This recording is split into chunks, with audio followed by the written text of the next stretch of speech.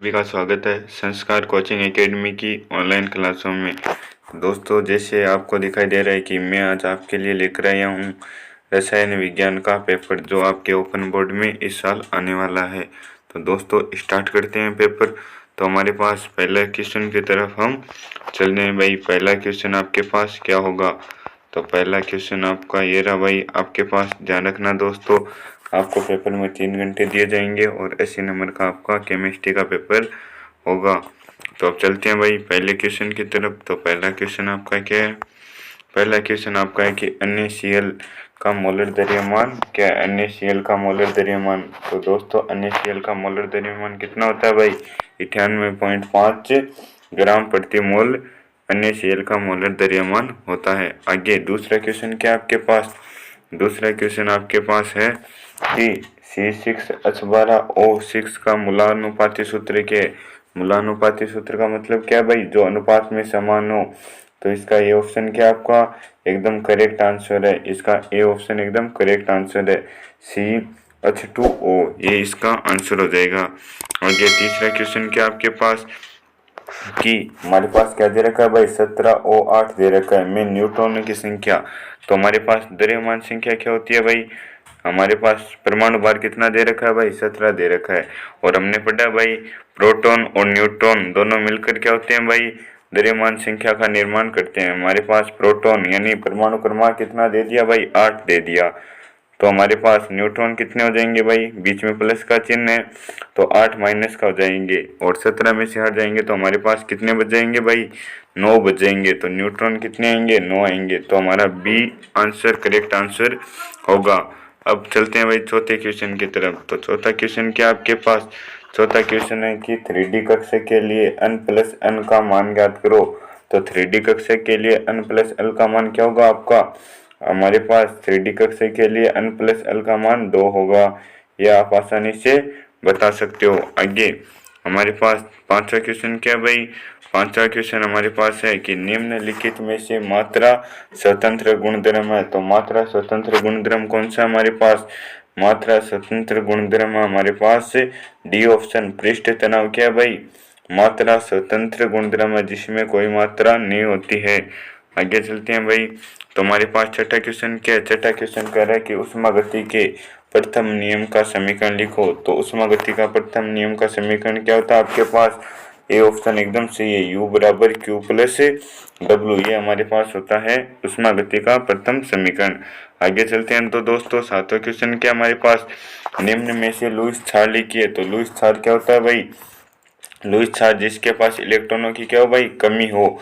तो हमारे पास aluminium chloride क्या आपके पास? लुईस क्षार है। आगे आठवें क्वेश्चन की बात करो तो आठवां क्वेश्चन क्या आपका?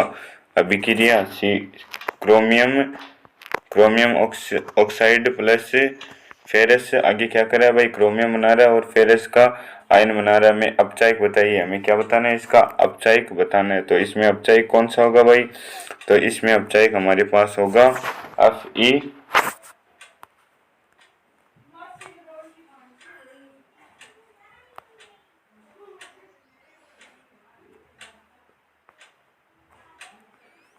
तो दोस्तों, आठवां क्वेश्चन क्या आपके पास? आठवां क्वेश्चन है कि अभिक्रिया में आपको क्या बताना है भाई? अपचायक बताना है। और आपके पास 4 ऑप्शन दिए हुए हैं तो इसका डी ऑप्शन सही होगा। हमारे पास अपचायक क्या होगा भाई? हमारे पास अपचायक क्या होगा? Fe+2 अपचायक होगा। आगे हमारे पास 9वां क्वेश्चन क्या है भाई? 9वां क्वेश्चन क्या कर रहा है? 9वां क्वेश्चन हमारे पास इसका IPSC पूछा, नाम पूछा है। तो IPSC नाम क्या होगा भाई? 2 क्लोरो, आगे 1 2 3 4 तो 2 क्लोरो ब्यूटेन। तो आपका बी ऑप्शन एकदम करेक्ट आंसर है। आगे 10वां क्वेश्चन क्या आपके पास? 10वें क्वेश्चन में क्या पूछा भाई? एक इलेक्ट्रॉन स्नेही अभिकर्मक पूछा है। तो इलेक्ट्रॉन स्नेही क्या होता है भाई? जिसके पास क्या हो? इलेक्ट्रॉन की कमी हो। तो BF3 जो कि आपका क्या भाई? लुईस क्षार भी है और एक इलेक्ट्रॉन स्नेही भी है। आगे हमारे पास 11वां क्वेश्चन क्या है भाई? कि Fe3O4 में Fe और O का क्या ज्ञात करना है? आपको प्रतिशत ज्ञात करना है। तो आपको क्या करना है? पहले तो इनका परमाणु भार निकालना है और बाद में आपको आपके प्रतिशत निकालना है। तो हमारे पास Fe का प्रतिशत कितना आएगा भाई? इसमें 24% क्या होगा आपका? Fe होगा। और ऑक्सीजन की बात करूँ तो ऑक्सीजन का प्रतिशत कितना होगा भाई, 5% इसमें ऑक्सीजन होगा। आगे हमारे पास 12 क्वेश्चन क्या है भाई, 12 क्वेश्चन में आपको P X P Y P Z और डी जेड स्क्वेयर यानी इन कक्षकों की आकृतियां आपको बनानी है। तो पी एक्स क्या हो जाएगा भाई, पी एक्स की आकृति ऐसी हो जाएगी, पी वाई की आकृति ऐसी हो जाएगी और पी जेड की आकृति कुछ ऐसी।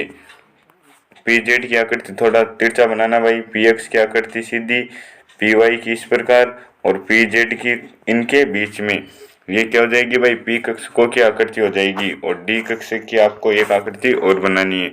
तो अब 13 क्वेश्चन क्या भाई, 13 क्वेश्चन हमारे पास है गैसों के अणुगतिक सिद्धांत की मुख्य अभिधारणाएं लिखिए। तो मुख्य अभिधारणा में क्या होता है भाई, गैसों का दाब उनके अणुओं के बीच के स्थितिक प्रतिकर्षण के कारण नहीं होता, बल्कि गैसों के अणुओं के बीच आपसी टकराव के कारण होता है। ये आपको इसमें लिखना है। आगे हमारे पास 14 क्वेश्चन क्या है भाई, 14 क्वेश्चन आपके पास है कि आकाश नीला क्यों दिखाई देता है। तो आकाश विवर्तन के कारण क्या दिखाई देता है, हमें नीला दिखाई देता है। और उसमें मिट्टी के कण क्या होते हैं भाई, मिट्टी के कण कोलाइडी अवस्था में तैरते रहते हैं, जो किससे करते हैं भाई, विवर्तन की घटना को वे करते हैं। तो हमारे पास आकाश नीला दिखाई देता है।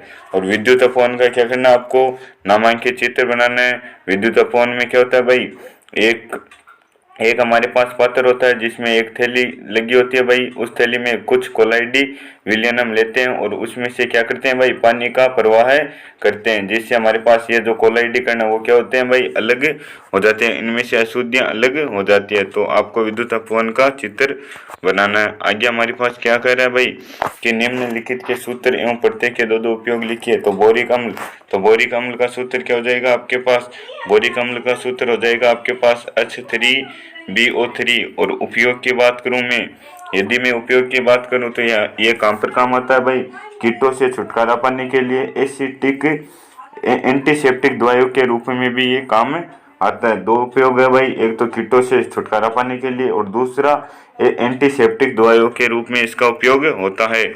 आगे पारे की पूंछ, आगे बोरेक्स का क्या उपयोग है भाई, बोरेक्स का पहले तो अनुसूत्र क्या होता है भाई, Na2B4O5 और OH का होल ट्वाइस यानी 4। और क्या भाई आपके पास डॉट 8 अणु क्या होते हैं इसके, H2O के होते हैं। ये आपका बोरेक्स का सूत्र है भाई। और बोरेक्स का उपयोग कहाँ पर होता है, बोरेक्स का उपयोग आपके पास अग्निरोधक दवा के रूप में, अग्निरोधक के रूप में होता है, यानी आग बुझाने में उपयोग में होता है। और रंजक के रूप में, रंगने में, वस्तुओं को रंगने में भी बोरेक्स का उपयोग होता है। आगे हमारे पास क्या कह रहा है भाई, आगे हमारे पास कह रहा है कि पारे की पूंछ से आप क्या समझते हो। तो भाई पारे की पूंछ का मतलब क्या है, पारे की पूंछ का मतलब ये एक गुण है पारे का, जो कि समजात गुण है। और इसे कैसे हटाया जा सकता है, तो इसमें अशुद्धि मिलाकर हटाया जा सकता है। क्या करना, आपको अशुद्धि मिलाना है और अशुद्धि मिलाकर आप इसे हटा सकते हो।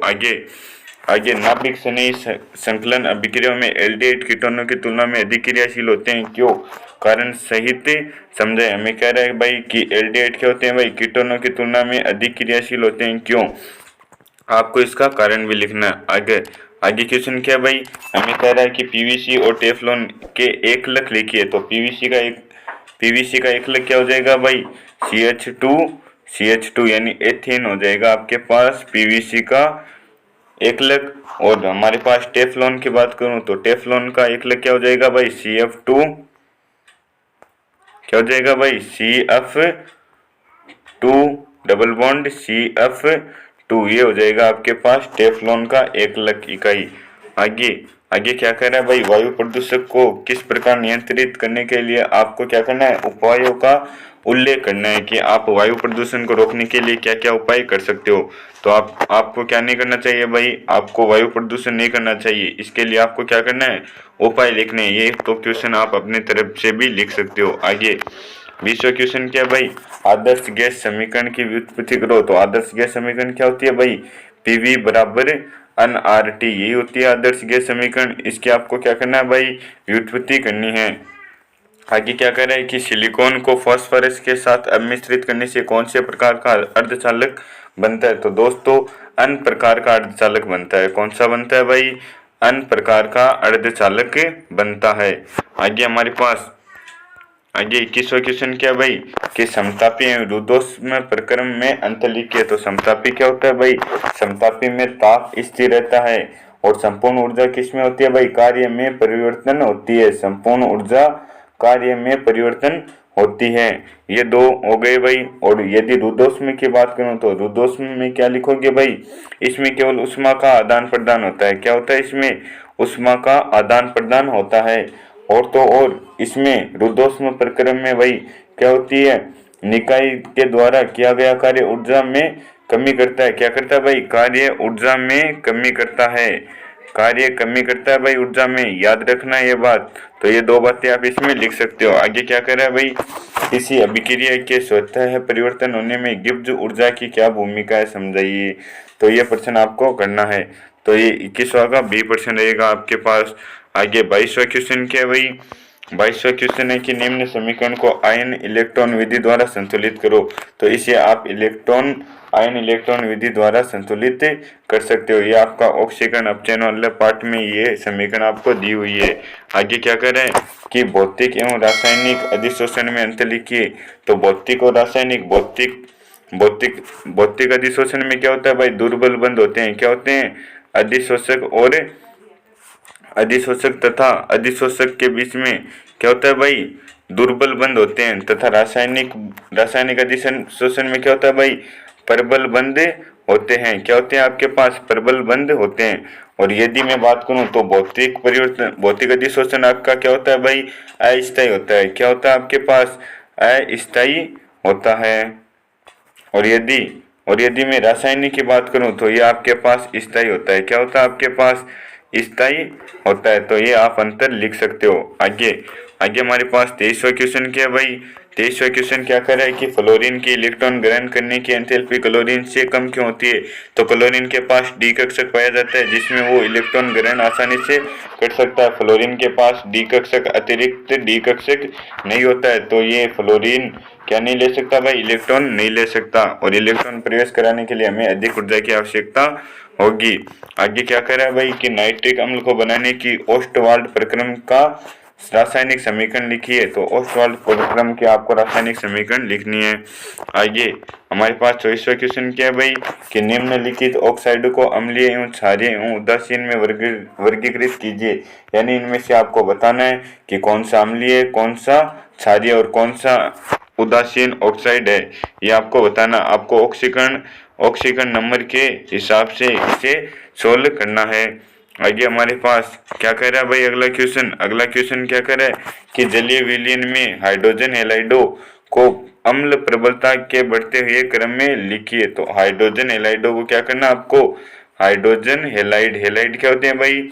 Cl HF आगे HI और H ये होते हैं भाई आपके पास हैलाइड। तो इन्हें क्या करना आपको? इन्हें आपको अम्ल के बढ़ते हुए क्रम में लिखना है। आगे हमारे पास 25वां क्वेश्चन क्या है भाई? फिनोल एल्कोनोल से अधिक अम्लीय क्यों होते हैं? क्योंकि फिनोल में क्या होता है भाई? फिनोल में यदि मैं ये OH बाहर निकाल दूं H प्लस के रूप में मैं यदि इसे बाहर निकाल दूं तो ये हमारे पास जो अणु बनेगा, जो हमारे पास ये फिनोल का अणु बनेगा वो क्या होगा भाई? वो एक स्थायी अणु होगा। जबकि एल्कोहल में हमारे पास क्या होता है भाई? हमारे पास ये जो अणु बनेगा वो इससे कम स्थायी होता है।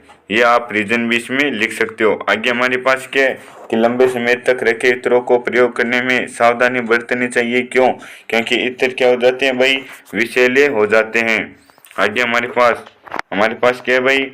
हमें क्या करना है? अभिक्रिया को पूरा करना है कि आपके पास अभिक्रिया दी हुई है भाई और इसे पूरा करो। तो हमारे पास क्या है भाई? C2H5Cl ये यदि जलीय की ओर से अभिक्रिया करेगा तो क्या बनाएगा भाई? एल्कोहल बनाएगा। आगे हमारे पास क्या दे रखा है भाई? क्लोरोबेंजीन और अभिक्रिया किससे करे? NHO3 तो क्या बनाएगा भाई? ये हमारे पास नाइट्रोबेंजीन बनाएगा। यानी क्या बनाएगा आपके पास? नाइट्रोबेंजीन बनाएगा NO2। आगे हमारे पास तीसरी अभिक्रिया क्या है भाई? कि आपके पास क्लोरोफॉर्म है वो ऑक्सीजन से अभिक्रिया करे तो आपके पास क्या बनेगा, फॉस्जीन गैस बनेगा। क्या बनेगा भाई, फॉस्जीन गैस ये बनाएगा। आगे हमारे पास क्या भाई, अगली समीकरण हमारे पास है कि क्या भाई, N2Cl और बेंजीन।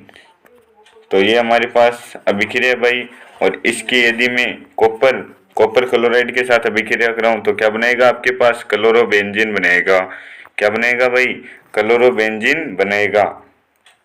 तो ये अभिक्रिया हो गई आपकी पूर्ण। आगे क्या कर रहे हैं कि विस्फोट सिद्धांत लिखना आपको, और इस सिद्धांत के आधार पर आपको बताना है NH3 की ज्यामिति क्या होती है भाई। ज्यामिति आपके पास चतुष्फलकीय होती है, ये बात आपको बतानी है। और बंद कोण कितना होता है, 107 डिग्री होता है। आगे हमारे पास PCl5 की क्या बताना आपको, PCl अणु की ज्यामिति, PCl5 की अणु की ज्यामिति बतानी है, और sp3d संकरण के आधार पर आपको इसकी व्याख्या भी करनी है। आगे हमारे पास 28वां क्वेश्चन क्या है भाई, 28वां क्वेश्चन कह रहा है कि बफर विलयन से आप क्या समझते हैं, अम्लीय बफर क्रिया को उदाहरण से ही समझाइए। और अम्ल तथा क्षार की ब्रोस्टेड लोरी थ्योरी आपको लिखनी है। तो ब्रोस्टेड लोरी थ्योरी क्या होती है भाई, कि जो H प्लस आयन त्यागे, जो H प्लस यानी जो प्रोटॉन का त्याग करे वो क्या है भाई, अम्ल, और जो OH माइनस त्यागे यानी जो OH माइनस का त्याग करता है वो क्या होता है आपका, क्षार होता है। तो ये बातें आपको इसमें लिखनी है। आगे हमारे पास क्या है भाई, Kp और Kc में संबंध आपको स्थापित करना है, ठीक है, यानी काइनेटिक एनर्जी और पोटेंशियल एनर्जी में आपको क्या करना है भाई, संबंध स्थापित करना है। आगे हमारे पास क्या कह रहे हैं कि लेंथेनॉइड संकुचन से आप क्या समझते हो। तो लेंथेनॉइड संकुचन क्या होता है भाई, डी कक्षकों के बीच लेंथेनॉइड श्रेणी आपकी आती है। तो क्या होता है भाई, इसमें प्रभावी नाभिकीय आवेश का मान क्या होता है भाई, बढ़ता है, लेकिन जो आपके पास परिरक्षण प्रभाव होता है उसका मान क्या होता है भाई, कम होता है, जिससे लेंथेनॉइड संकुचन होता है और आकार नहीं बढ़ता है परमाणु क्रमांक बढ़ने के साथ साथ। आगे हमारे पास क्या है भाई, कह रहा है कि कॉपर+2 क्या है भाई, अनुचुंबकीय है, जबकि Zn+2 क्या आपका प्रतिचुंबकीय। क्यों, क्योंकि इसमें क्या होते हैं आपके पास मुक्त इलेक्ट्रॉन, अयुग्मित इलेक्ट्रॉन पाए जाते हैं, और इसमें अयुग्मित इलेक्ट्रॉन नहीं पाए जाते दोस्तों, इसमें अयुग्मित इलेक्ट्रॉन नहीं पाए जाते। तो ये आप इसका रीजन लिख सकते हो। आगे हमारे पास क्या है भाई, हमें इनका क्या लिखना है, IUPAC नाम लिखना है। आगे तीसरा और अंतिम क्वेश्चन आपके पास क्या है भाई, कि संरचनात्मक सूत्र लिखो, butane two amine to methyl propane two amine. और हमें क्या करना है भाई, उचित उदाहरण देते हुए गोलाकार रेशेदार प्रोटीन में हमें क्या लिखना है भाई, अंतर लिखना है। और हमारे पास अगला क्वेश्चन क्या है भाई, हमारे पास क्या है कि निम्न पर टिप्पणी लिखे, विलियमसन संश्लेषण और युग्मन अभिक्रिया। तो दोस्तों इस पेपर में आपके पास 30 क्वेश्चन आए थे जो मैं आपको बता चुका हूं। तो मुझे आशा है कि आज आप इस बार 100 में से 100% नंबर लेकर आएंगे। केमिस्ट्री में आपका एक भी नंबर नहीं कटेगा। तो दोस्तों तैयार हो जाइए, और जो क्वेश्चन मैंने आपको अभी बताए वो आप अच्छी तरह से तैयार कर ले।